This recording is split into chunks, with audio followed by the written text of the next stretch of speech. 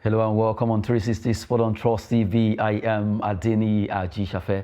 When you look at football in Nigeria, the only way we can get it right is to start from the grassroots. And it's always very good when we look at it in a very wonderful way by making sure the younger ones out there get necessary support that they need to get for Nigerian football to get developed. We'll be talking with Eseo Duko, who will be giving us more concerning grassroots football development in Nigeria, and a host of other stories that have to do with football right now. Well, Eseo Duko will be joining us from Uyo, Akwa Ibom State. We'll be talking about Nigerian football, grassroots football, and also the football business, as we know. Now, Eseo Duko, are you there?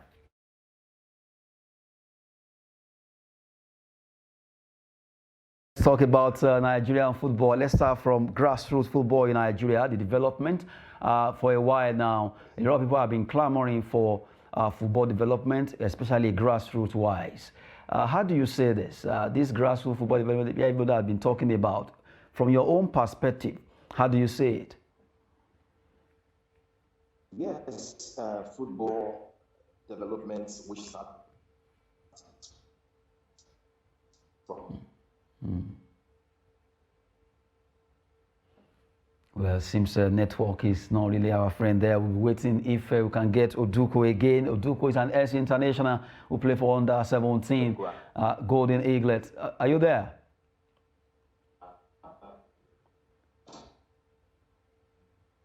Okay, well, maybe he will still join us while we're running. Okay, you're back. Yes, can you hear me? Yes, we are with you. Yeah, excellent. I said the grassroots football and development starts from the top, which is the head of the NFF, is to be able to employ or, get the services of specialists, those that experience and understand the structure of grassroots football, to be able to actualize, understand the plan for the exceptional preparation for the grassroots players to be able to graduate to the next level. Good one there. Now, when we say grassroots, where is the grassroots coming from? Is he under 2, under 10, under 7? Which one is grassroots? I think in different countries, they classify them differently with age. And in England, whereby you understand I'm affiliated with the English FA, and I am a coach that goes to school and have an academy in England. We started from the age of 5, and so in Nigeria here, I think the grassroots football starts from the school, and so from the school, then you'll be able to identify young good players and encourage them into different clubs locally, whereby there are the same category of under 5s, under 6, under 7s, and they start from there. Good one there. We've been talking, focusing on football development in Nigeria. That's our topic that we've been looking at while we're running the show with Eseo Duko, S International. Duko, let's even know you a bit, at least as an ex-footballer. Can you give us an idea into your journey before we talk about Nigerian football? Yes, I think the journey that affects me, I think affects many Nigerians player. There is no base and structure. Everybody just all over the place and looking for an opportunity, and that's what I did as well. I was able to go for a screening with the under 17, 1995. I was going to Ecuador, but I was not able to meet the final selection. I don't want to go into that. You know how the Nigerian system. That was in 1995. Yes, I being a boy from a poor background. When they request for some, you're not able to meet up. You just have to take your faith the way it comes. But to cut the story short, I find myself in Senegal, play for Jeanne d'Arc of Senegal, 98, 99. I play African Champions League against Raja Casablanca. And I was selected to go to France. I was with Stade Rennais in France, in the academy, before moving to Italy with AC Caserana and Prato. From there, I moved to Malta with Valletta. Then I went to England to play for Queensland Athletic in Wales. then Croydon Athletic in England, then Yeading Football Club before I stepped into coaching, scouting, and management. Good one. Now, for that particular profile, to encourage the young ones out there who wants to go into football, that you can actually do it. It is very possible. Just like Ese Uduko, a player who has moved around and now a coach, a scout, whatever you want to call it, but he's doing well for himself. Now, when you talk about club side, we talk about grassroots. You just mentioned some things about grassroots football development, and now club side or academy in Nigeria, the business. A lot of people don't really understand how to run this. We just do it well, how it comes. You know, like this Niger style. You know, can you take us to how this kind of football academy is properly run, the way it is in England? Yes. You know, the problem we have in Nigeria is the quick fix system. You know, you just want to get the players, no matter how it is with their age. If it's good, you want to get them to, you know, Europe at all costs, you understand, and start making money. Development of grassroots doesn't work like that. That is why you see most of the European clubs in England, they have about 10 to 15 years plan and structure with the academy, developing players one-on-one.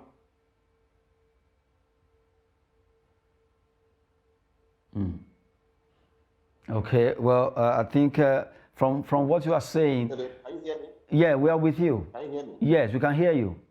Yeah. I said developing players one-on-one. Then from there, you'll be able to personally, you understand, attend to their areas of weakness and to develop those areas. Then from there, you now recommend them, the players, after recommend them to the local leagues.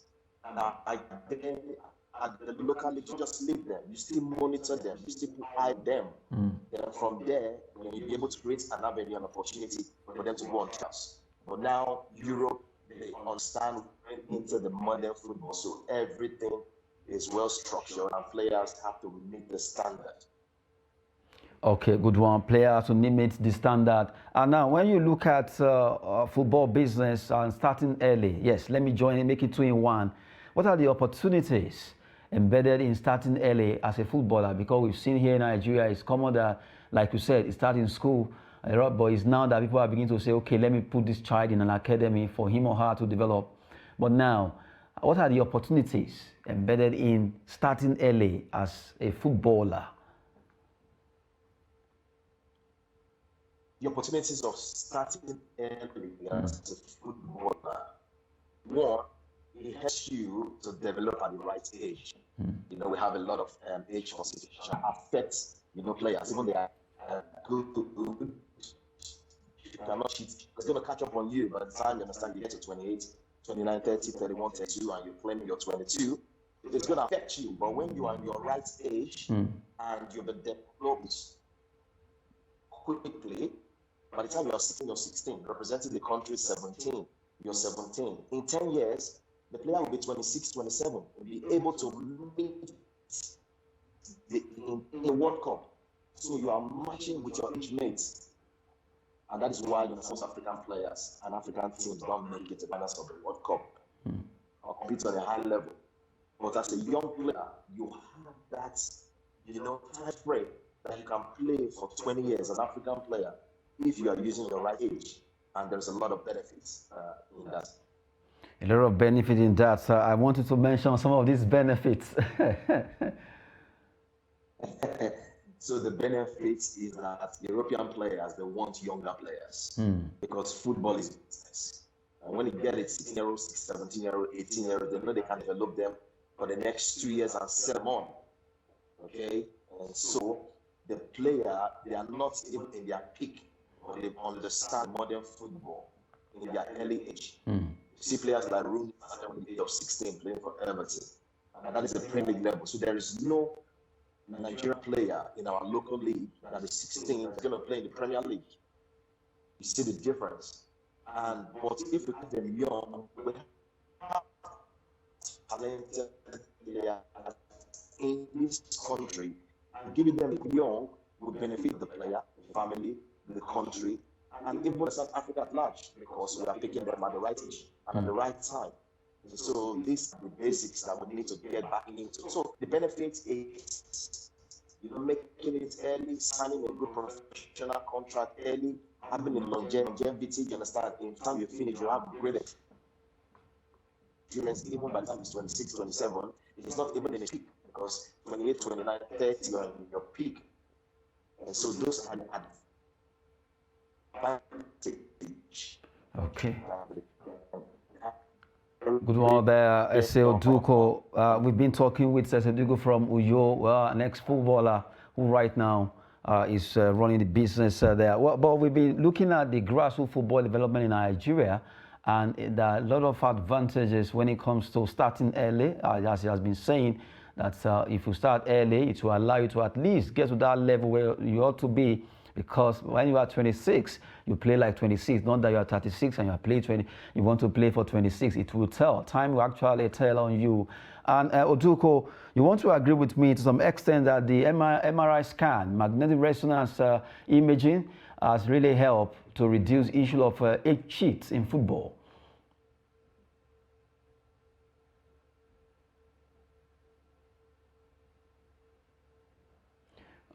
Okay, I actually asking you, I said MRI scan, the magnetic resonance imaging has really helped to reduce age cheat in football. That is very common. We know it's very common, especially in Africa. Hear me?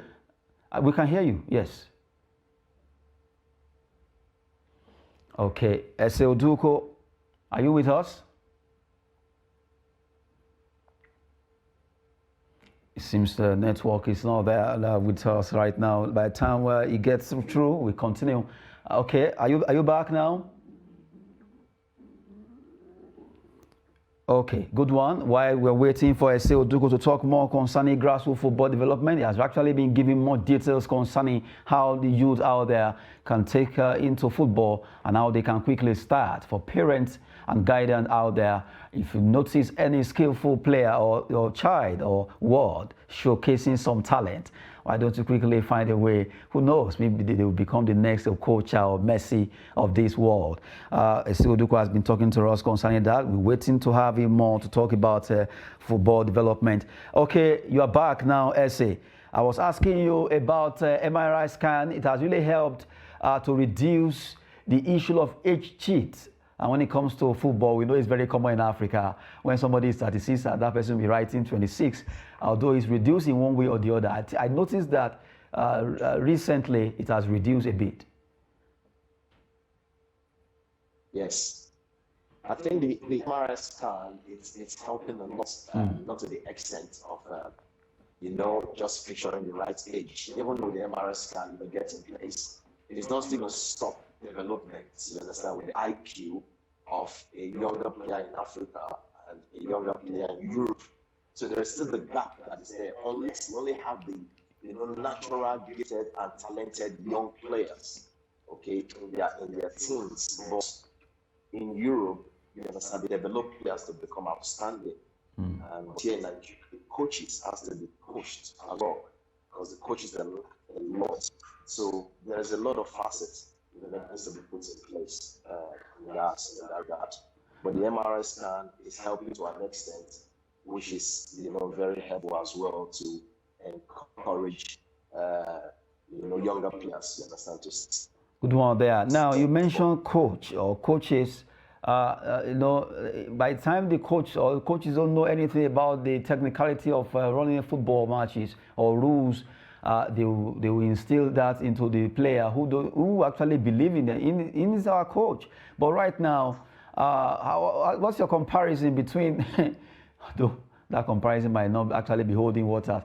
You have an experience over there in the United Kingdom, and Nigerian coaches so far. How wide is the gap? It's so much wider. It's just too wide. There's no comparison. You cannot. Even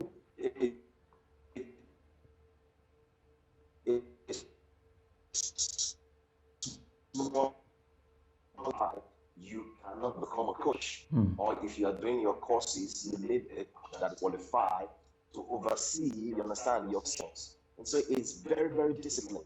In Nigeria, we have passionate coaches that are trying to do their thing, trying to do their best in that regard. But it's challenging because there's a lot of money involved. this has to be the initiative from the NFF. I know they're trying to do some coaches clinic, here and there, but it's not the, continuation. There has to be continuity. Even the Premier League coaches, they have to understand, that they take courses every year as well. Even they are managers, because football, you need to renew your mind, you understand, regularly to keep up. So Nigerian coaches are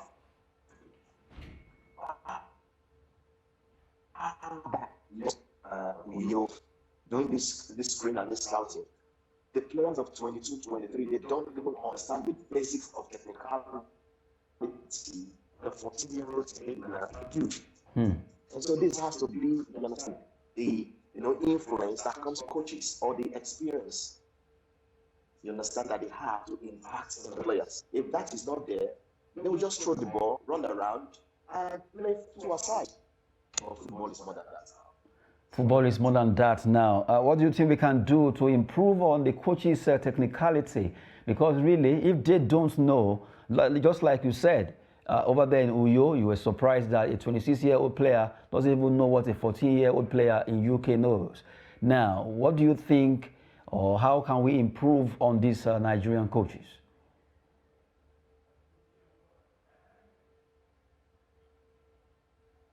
Okay, seems SC is not hearing us there. We completely continue while you will be joining us as we run the show.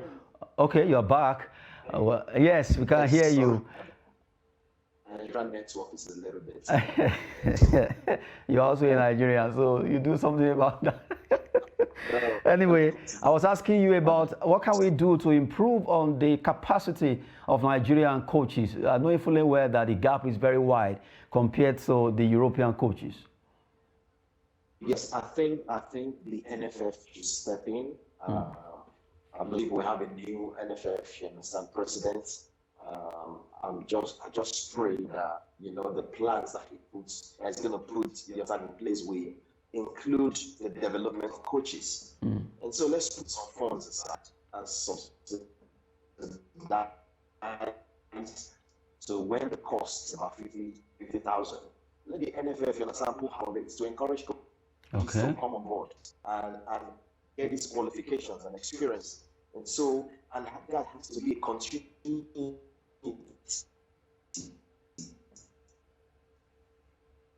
Perhaps they go back, on the course. They renew, the mentality, of discipline of the modern football to impact in the players. And so this is going to be a step and a decision that the NFF has to make if you want to see the quality and the development of grassroots football. Coaches needs to come first. In England, in Europe, coaches are key because they influence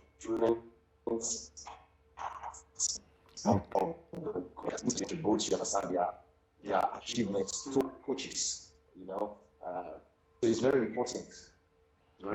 It's very important that coaches are put forth, according to Eseo Duko, ex-international, a player who has actually done well, now retired, has been talking to us concerning some grassroots football development, giving advice, and also talking about HCHIT, football development in Nigeria, coaches' welfare, capacity to the coaches, and also now, let's talk, you mentioned NFF, Nigerian Football Federation.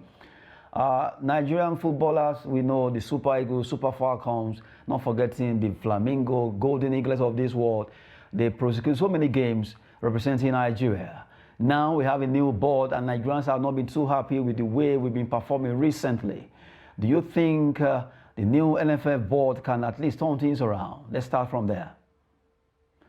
Okay, while we're waiting for Eseo Duko to join us, let's run through some stories trending in the world of sports. Let's start with the NLO Super League, Super 8 rather. The NLO Super 8 are taking place in Lagos.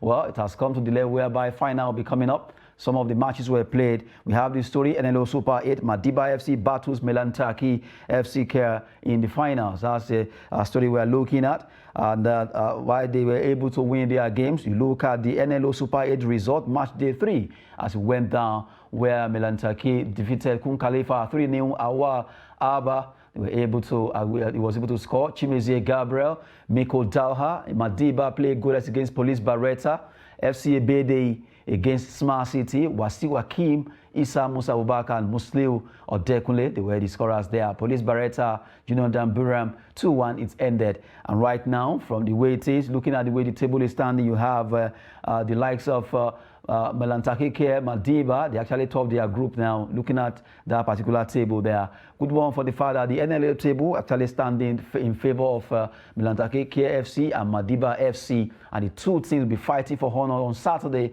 to determine the winner of this year Nationwide League One, the Super 8 Championship taking place in Lagos at the Legacy Pitch in Surulere. So right now, it's the teams, Melantake FC of Abuja and Madiba FC of Lagos. Who will win this battle? Is it the FCT team or the Lagos team? That will be the one there. Now, we're still waiting for FC Oduku to join us. Let's quickly run through the Super 4. That is Nigeria Big Soccer League is starting. The Super 4 is starting today in Kebbi State, where Kada Beach Soccer tackle Badagry Warriors in Kebbi. That's where it will be starting right now by 4. Actually, it has started as we speak right now. The game is on, and you have the 4 teams that will be participating. We have Kebbi Big Soccer Club, Kada Big Soccer, you have Badagry Warriors from Lagos, and also Smart City Big Soccer, also from Lagos. So 2 from the north and 2 from the south. They will be fighting for honors in the NBSL Super 4 taking place in Kebbi. Well, right now, Big Soccer is really doing so well in Nigeria, especially you look at Lagos and Kebbi State, where they have lots of beaches there. It's really growing. And from Big Soccer now, let's quickly move on as we look at another one that has to do with FIFA ranking. Well, Super Eagles recently, they didn't do well against Algeria. They lost against Algeria Phoenix and also drew against the Team B of Algeria. But right now, they're ranked 31st in the world and 4th in Africa. Super Eagles right now are standing 4th in Africa and 31st in the world in Africa. They are standing 4th there behind Senegal, Morocco. The Teranga Lions, who always roar, are topping in Africa, followed by the Atlas Lions of Morocco. The Carthage Eagles of Tunisia are standing 3rd. The Super Eagles are 4th. You have the Desert Foxes of Algeria, the Pharaohs of Egypt in the 6th position, and Indomitable Lions of Cameroon.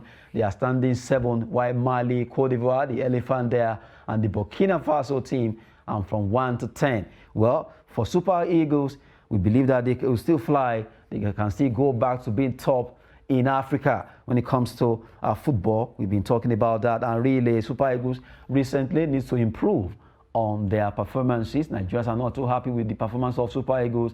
Well, it has been the ladies who are making us proud. Super Falcons, Flamingos, go there, not forgetting the Falconet, and also the Golden Eaglet. Well, we hope that they will pick up the pieces and do well in subsequent editions, especially the Super Eagles of Nigeria. You won't forget in a hurry how Ghana has really been a thorn in the flesh against Nigerian football.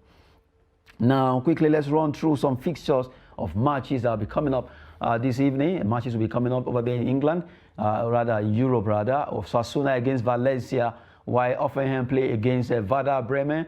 Lyon play host to Toulouse in another game over there in France. So Germany, Spain, and France, you'll be seeing a match each coming up in those leagues there in Europe. Good one. Let's see who will win these games. A big one for Valencia. They play away. Offenham will be hosting Werder Bremen as Lyon play host to Toulouse in France there. Now, let's run through some transfers. We have a Nigerian goalkeeper who is one of the goalkeepers of Nigerian Team B, the one we call Chan Eagles. His name is Stanley Nwabari. Stanley Nwabari right now has moved to join Chippa United in South Africa from Katsina United. Congrats to the goalkeeper. Stanley has moved and he will be showcasing his goalkeeper skills over there in South Africa.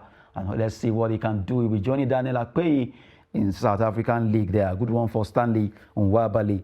And Galatasaray to move for Cristiano Ronaldo in January. If everything goes well, the Turkish Superliga team will be coming for Ronaldo, 37 years old, who right now is playing for Manchester United. Although things are not going too rosy, but he can still get his group back.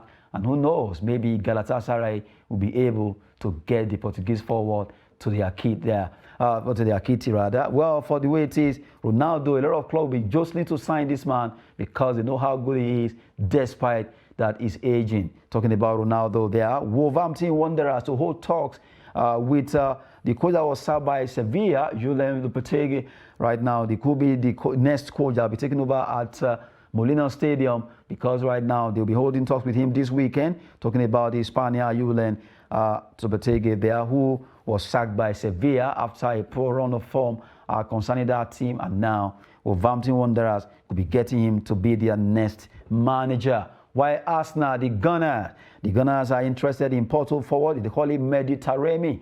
Mediterranean has been superlative for Porto, and Arsenal are not hiding their feelings to get the player who really is doing well for Porto. He has been fantastic for that club, and now Mikel Arteta and the entire squad are looking at the Portuguese player to come into Arsenal to at least be scoring for them. Now we talk about another one. Real Madrid are keeping tabs on Benfica's defender Antonio Silva. Silva has been a player that Real Madrid wants to get. He has been a very fantastic defender for Benfica in Portuguese league, and if everything goes well, Antonio Silva could actually be the one they will be signing next. Talking about the Los Blancos, who knows how to go for the best of the best, and you have the Galacticos attached to their name. Well, from the way it is, Real Madrid are ready to make a move for Antonio Silva from Benfica. And quickly, before we go, we have to run through Qatar 2022 will be my last World Cup. Coming from Lionel Messi. Messi has played in 4 World Cups. In 2006, he has been with the Argentine Bluegrass, but right now, he's ready to hang up his boot when it comes to international football. And he says after this World Cup, he will be dropping his boot. He won't be playing anymore for Argentina.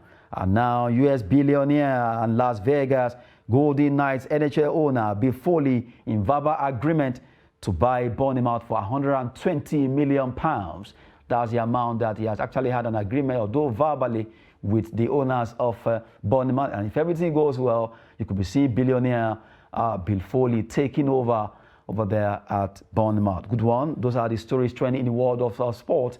I'm just rolling them out to you. Well, a wonderful one with Eseo Duko. Due to some technicality, he couldn't come back to join us. But we talk about grassroots football development in Nigeria with him, and has given us much analysis concerning that. That will be it on 360 Sport, as it's business and fitness. I am Adeni Ajishafe. Thanks for watching.